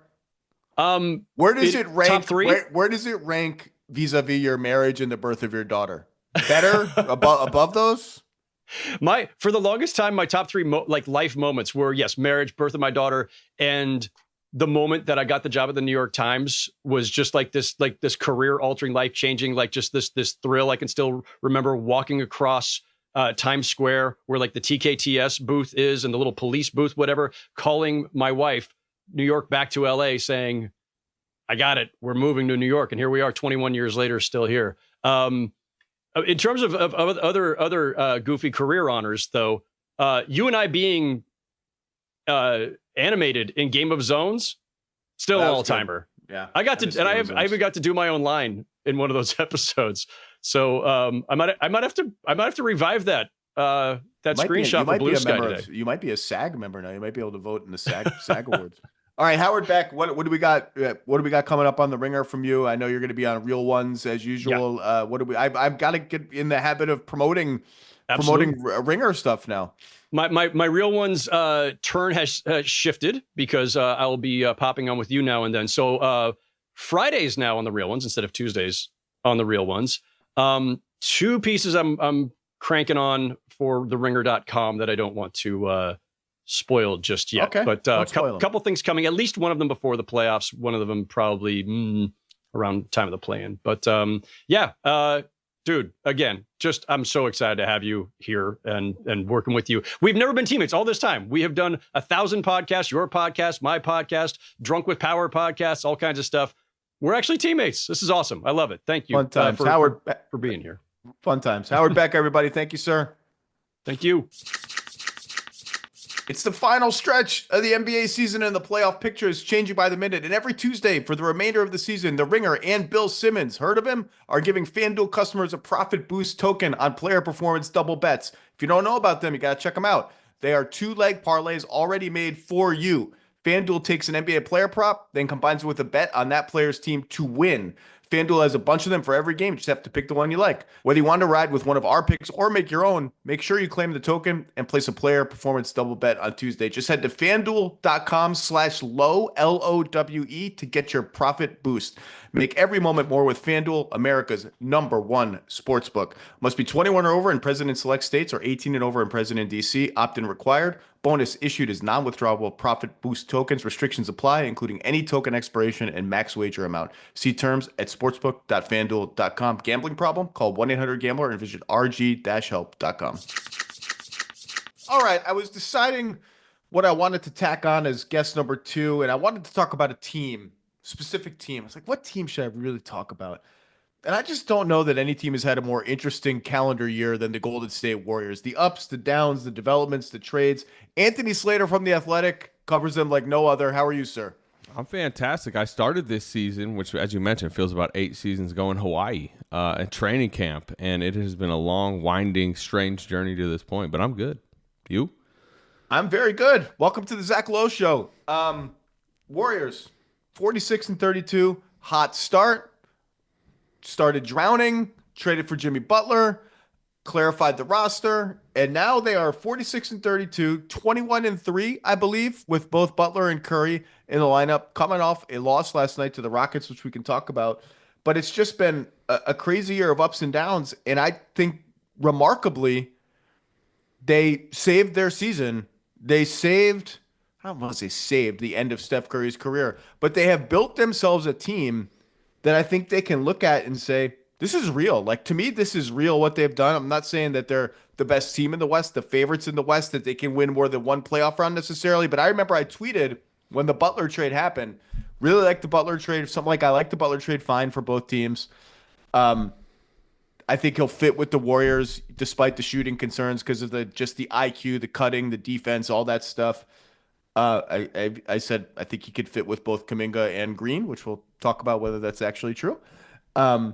And I think I said something like maybe not quite a true title contender, but why not just sort of try to out veteran the Rockets in the first round and then you can win Maybe I sold them short. Like I don't know how good this team is, but this feels very real to me. Does it feel real to you watching it up close? And more importantly, it seems to feel pretty damn real to them. Yeah, for sure. I think you framed it well. They're more threatening than probably I think either of us would have predicted.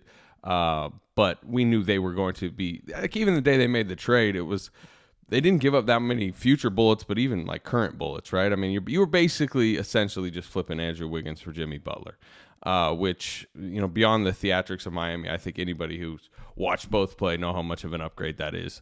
I think that the way he put everybody else into their proper roles, and to be honest, like, Podziemski just started playing better at that point. He was kind of the momentum was already pushing him forward prior to He's the subplot of all this is like the guy is leveled up from where he was last year and completely left behind whatever the hell was going on with him in the first 2 months of the season. Yeah, well, I mean, that's the thing. He was spiraling in the first 2 months of the season for various reasons, and I wouldn't like blame Andrew Wiggins or like Jimmy Butler not being there for that. It was just his own personal circumstance that he had already turned around by the time Jimmy Butler got there.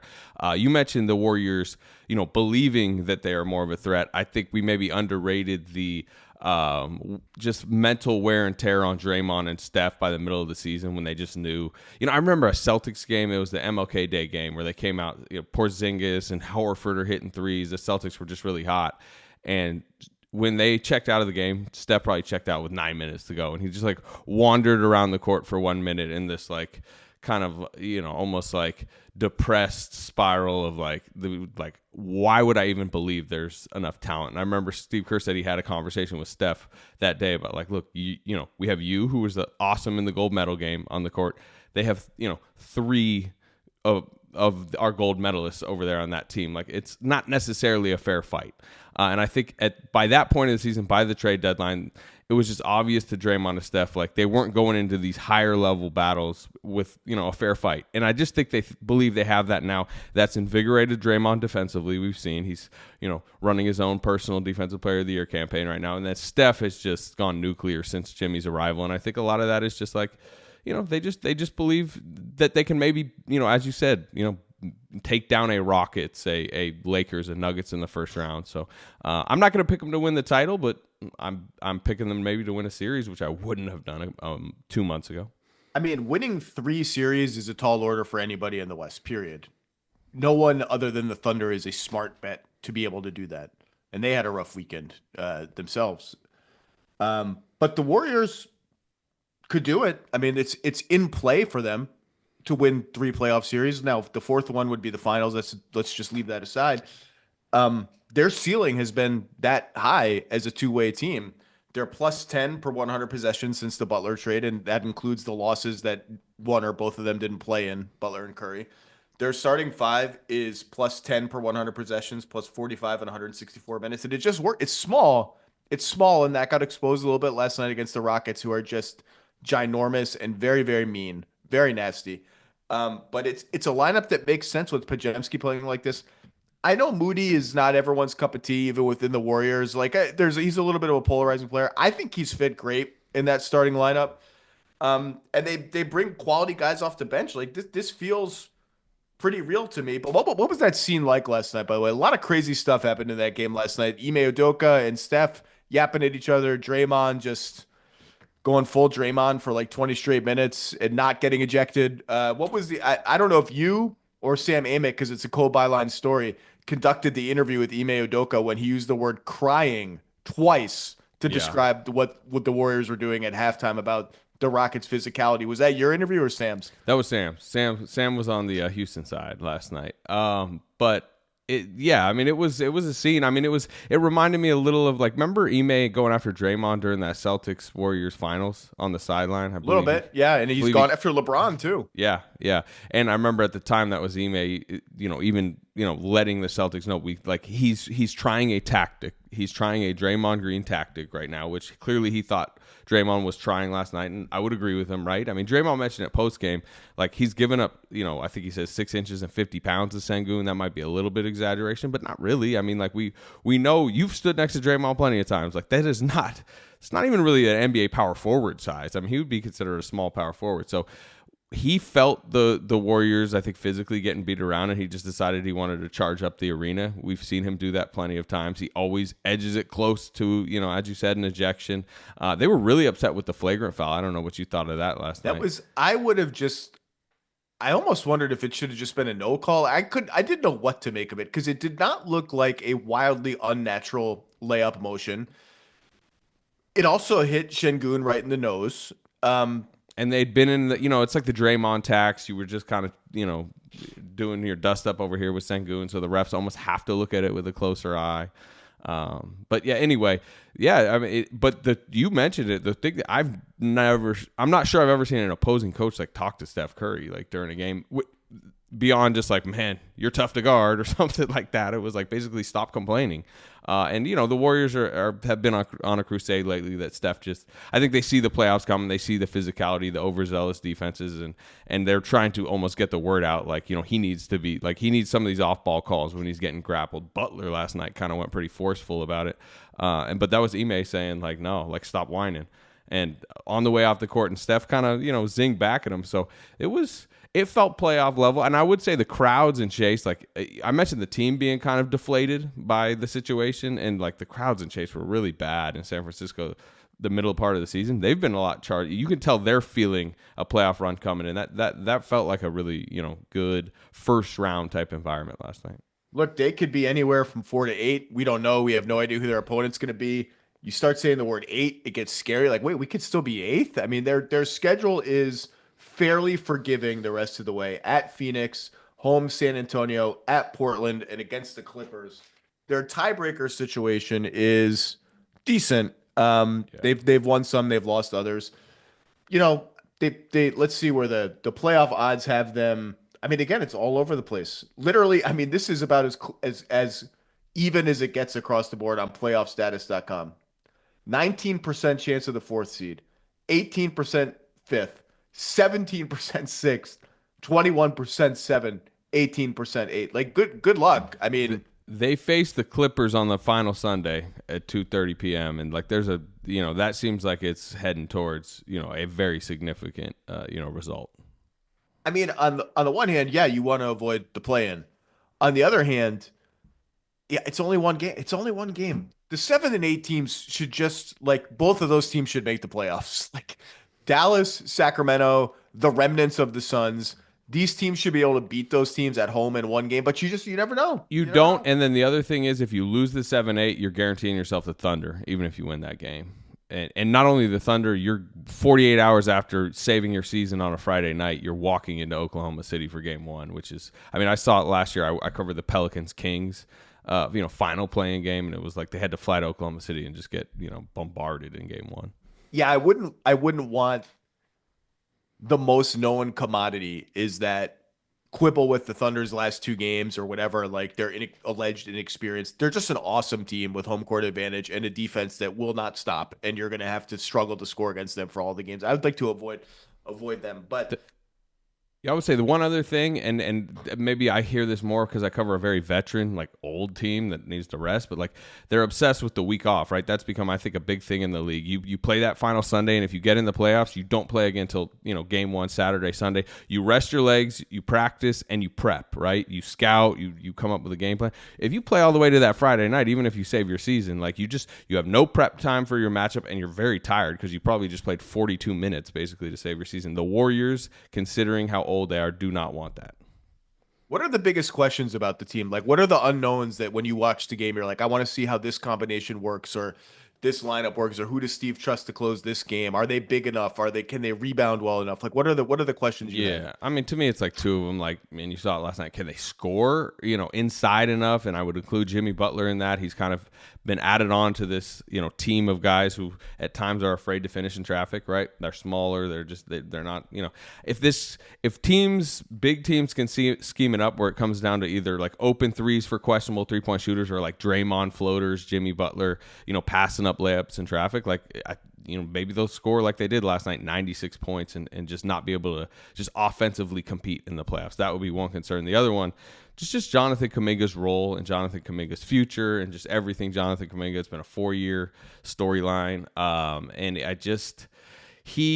I've said it, and I think some people would have this opinion, some people don't, but I just believe like maximizing him, getting it to the point that he can close on most nights, that he can play 28 minutes. I think that raises this team's ceiling because he's just the athlete they don't have. He's everything I just said they don't have, right? Finishing, power. He's that. Yes. And I understand, we both certainly understand that it comes with fit issues, right? If it's him, Draymond, and Jimmy Butler on the floor, that's 3 players that the Lakers, for example, LeBron James and JJ Redick are going to be sitting there going, sag off, sit in the paint, let them shoot threes. If they bomb threes over the top of us, clap for them. You know what helps you cope with that as the Warriors?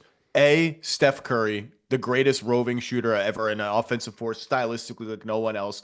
And B, the collective passing, cutting, screening, handoff IQ of Draymond and Butler, 2 of the non-shooters, although Butler has a habit of just suddenly getting scorching hot from 3 in the playoffs.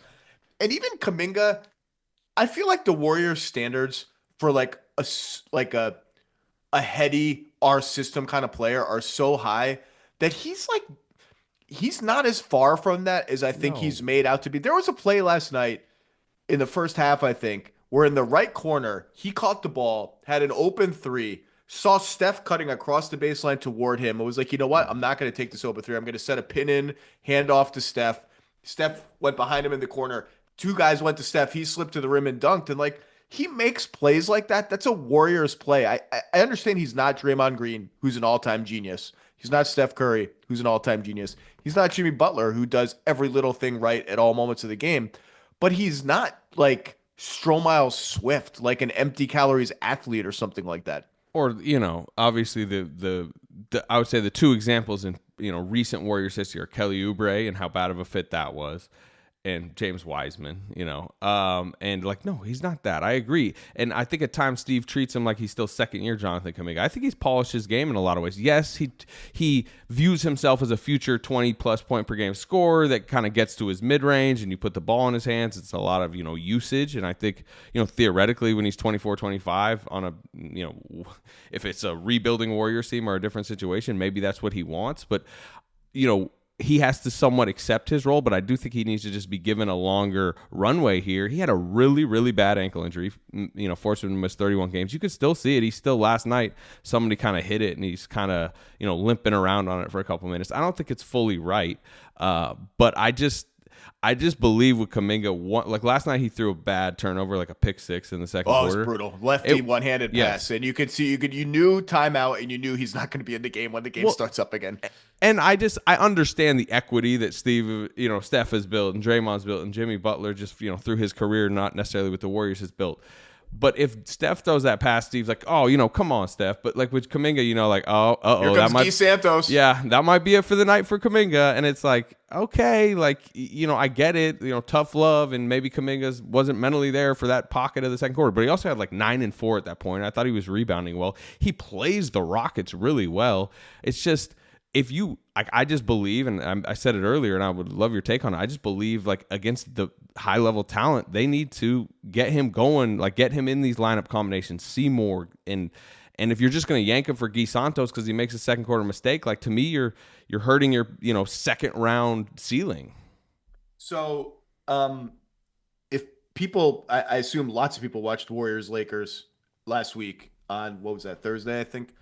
That was like the perfect Kaminga game. He played, I think he had 18 points. He made mostly very good decisions, played within himself, attacked the right matchups at the right times, defended pretty hard. I do think if there's something to be more disappointed about than anything else that we haven't talked about is he has not been as steady a defender, particularly on the perimeter, as he should be. And if he were more reliable there, I think maybe the team would trust him a little bit more. But that was like a perfect Kaminga game. And they closed that game with the lineup you've written about. And it was immediately the most interesting lineup on their team to me of Steph, Pajemski, Butler, Green, Kaminga. It's their best You five. thought that might be their closing five when the trade happened. That lineup has only played, I think, I don't know, it's like less than 30 minutes. I just know Kaminga, Green, Butler by itself is 35 minutes and only minus 17. That group, I think, has played 13 minutes, that five-man group, which is less than I would have expected. And we saw it a little bit against Houston, but we saw the Gary Payton version of that lineup against Houston last night, where with Payton in the Kaminga spot. And I understand, like, it's not like the only non-shooting combination they have is Kaminga, Green, and Butler. That you'll see Payton, Kaminga, Looney. You'll see, I just mentioned that the Payton, Green, Butler. It's a problem with all of those lineups, and you just make it work. But I agree with you. Like, if they're really gonna hit, like if we're talking about a conference finals with the Warriors 6 weeks from now, or 8 weeks from whatever it is, it's gonna be because Kaminga has found a way to contribute in those core groups, and they've maximized him. And I still think, I mean, look, I still think I've been a long time cockeyed Kaminga optimist. Like, I'm the wrong guy to ask, but I just see the stuff he can do. And I'm like, they got to find a way to squeeze whatever they can out of him. You know what else? If it doesn't work, if the fit is off, if he's unwilling, when given trust, and I would say one of the things with him, and you can pin this on immaturity, whatever, he's always plays harder defensively, rebounds better when he feels a level of belief behind him. But if he is to, if this is to not work and they go down in the playoffs and he's making mistakes, and then you just have answers about his future, which, by the way, needs to be decided in the summer. He has restricted free agency coming up. It's one of the most interesting restricted free agencies in the league. You need to decide if he is a, high price part of your future, or if you need to rearrange your roster. And I think one of the only ways you find that out is, like, give it the chance, in these playoffs. And they hung on to him, obviously, in trade talks this season. The Butler trade ended up being what it was, but which I think, they've prioritized they've tried to thread the needle as best as possible between helping this year's team and not handicapping their future so much, and they've done that. Yeah, that's the biggest question to me. You mentioned, like, scoring inside. There was a play last night halfway through the fourth quarter about where Thompson was just smothering Steph off the ball, face guarding him off the ball.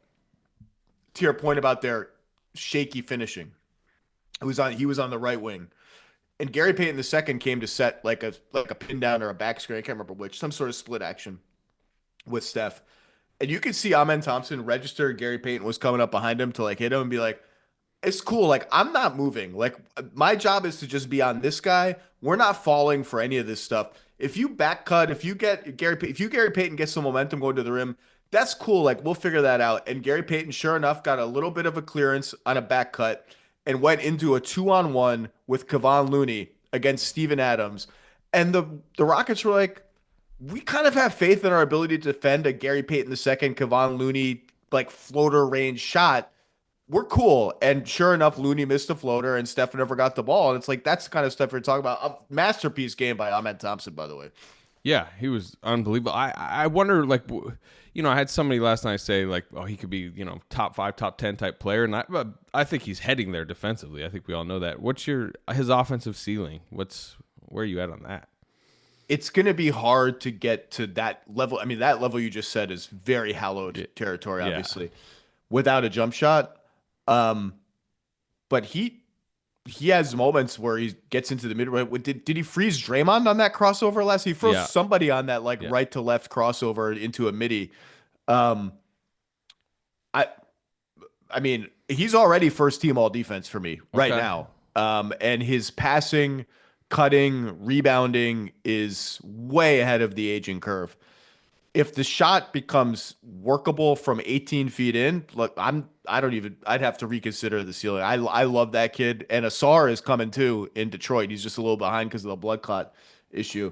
But back to the Warriors. You can see it. I mean, last night, look, Curry got taken out of the game. They lost. The game got away from them. Just sort of like the story was not the game at the end. It was all the fighting and trash talking.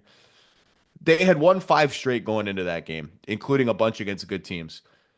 21-3 with Butler and Curry. Curry's last 3 games before that were just outrageous games to the point that I think he's put himself in first team All-NBA conversation. Him or Donovan Mitchell, right? Probably for that Ant, second I think Ant could be in there. But like you can see how stoked they are. I mean, I hung out with them a little bit when they were in New York like 3-4 weeks ago. They feel like so energized by the Butler thing and the fact that they're winning. That really matters. Like you see how intense Curry is on the bench cheering on his teammates. Like they feel something is happening here. Yeah. Draymond will say he's been around title teams and this, feels like that to him. We'll see. But it's also like they're getting the best version of Jimmy Butler. And I think this is, this needs to be a credit to Mike Dunleavy's calculation and relationships on both sides of this, where there was a lot of fear from the Warrior side of people who do not know, or, prior to the trade did not know Jimmy Butler, and Mike Dunleavy just telling them like, no, look, we get him here.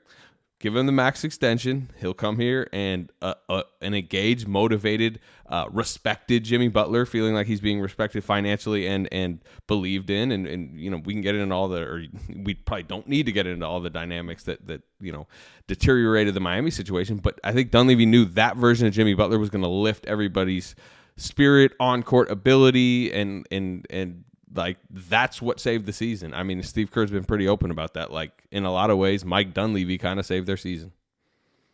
The matchups are going to be very interesting, but if I'm the Warriors and I can just get out of the play-in and definitely get out of 8th, maybe get to 4th, who knows?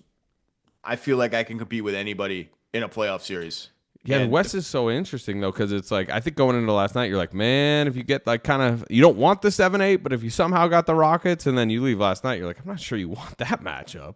I wouldn't want any of these teams. Like, it's, they're all, but like the one that the Warriors, I think there was some, like, if we could just avoid Jokic in the first round, that would be great. Like, they have so much respect for Jokic. Jokic is the best player in the NBA. The way Denver is just all over the place right now, defensively, health-wise, all of it, I don't think that quite has the same fear factor. I'll tell you the one, and it's crazy to say, but they felt really good going into that Thursday night Lakers game. That was the 14th day of a 14-day road trip, a time you would expect them to kind of be, woozy heading into that game. And just talking to people even prior to the game was like, they were looking at the chessboard, they were looking at their schemes and, how they were going to attack the Lakers. And certainly they targeted Luka at times. And, they're switching defense. And you mentioned it, that was a Kaminga game. I think they don't hate that matchup. And obviously, you make the Luka for AD trade 100 times out of 100. But in the particular Warriors matchup, with Anthony Davis no longer looming in the paint, bothering all the Warrior shots, they just felt a lot freer to attack offensively in that Lakers matchup, and with not a great group of targets to say I want that matchup, I'm not sure they would. I think they wouldn't mind the Lakers, in a 3-6 type matchup. Okay, I have 2 thoughts. Number one, I talked about this with Howard Beck before, that Luka felt a little bit lost offensively in that game in a way that surprised me, and I think the Warriors switching and lack of a slow-footed center for him to attack was part of it. And the game plan against the Warriors is always hunt Steph. And that's kind of like LeBron's job. And even like Austin Reeves did a lot of it. And I think that's good for the Warriors if Luka can get lost a little bit in the offensive attack. On the other hand, we have a lot of years of experience that wanting Luka Doncic in a playoff matchup is a bad thing to want. You should not want it. You should want to avoid it. By the way, you mentioned something, gold medals and stuff. I have a quibble. You mentioned the Olympics. I have a quibble, and I think I don't know if I can blame Steve Kerr, but I'm blaming him for it. I haven't had a podcast in a long time. I got a lot of takes to get off. You got Summer Olympics take. Are you Court of Gold? Court and Gold take. Did you watch Court and Gold? Yeah, I did. Great time, right? Yeah, it was really good. It was informative. I thought some of the locker room scenes from the Serbia and Canada and France, like that stuff was interesting. Batum yelling at his team. Batum is one of the stars. Yeah. We have locker room footage of Jokic, the likes of which we will never get again. It's absolutely incredible. You know what locker room footage we don't have, Anthony Slater? I'm very aware because Steve Kerr's like adamant to this day, like you're not allowed in my locker room, which is funny because he's one of the most press friendly coaches in the league, as you know. But no, he's you should hit him up about it because he's like proud that you. I have. Yeah, I have. Halftime of the semifinals, we're getting smoked by Serbia. They go into Serbia's locker room. Jokic is on the whiteboard doing stuff. The coach eventually kicks the cameraman out of the locker room. And then you just like third quarter starts. I'm like, wait a second. The one thing I want to see is Team USA at their most crisis moment, at the moment of greatest urgency. The game pauses. Everything's on the line. They got 20 minutes left. And I don't see it. I'm mad. Steve Kerr has to answer for this. Eric Spoelstra has to answer for this. Sean Ford at USA Basketball has to answer for this. They all have to answer for this, Anthony Slater. We should have at least gotten what you were mentioning, like a Steve Kerr kicking the cameras out. Like he's so upset. Hey, you're not allowed in here. Like we didn't even get that, right? We didn't get that. All right, Anthony Slater does just a bang-up job covering the Warriors and more than the Warriors, all things NBA for The Athletic. It's great to see you. Thanks for lending me some time, and buckle up. Buckle up for the end of the season for the West. No Kings questions? They're still alive. They're still alive. They're playing. They're ninth. They're ninth with a bullet. I know. Only 8 games out of 8th. Do they have enough time to make that up? It's going great for the Kings. I would love to cover a 9-10 playing game in Sacramento. It's been a rough season for the Kings. 38-40 is not so bad. All right, Anthony Slater, thank you, sir. All right, thanks for having me. Must be 21 and over and present in select states. For Kansas, in affiliation with Kansas Star Casino, or 18 and over and present in D.C. Gambling problem? Call 1-800-GAMBLER or visit FanDuel.com/RG. Call 1-888-789-7777 or visit ccpg.org/chat in Connecticut or visit mdgamblinghelp.org in Maryland. Hope is here. Visit gamblinghelplinema.org or call 800-327-5050 for 24/7 sport in Massachusetts, or call 1-877-8-HOPE-NY or text HOPE-NY in New York.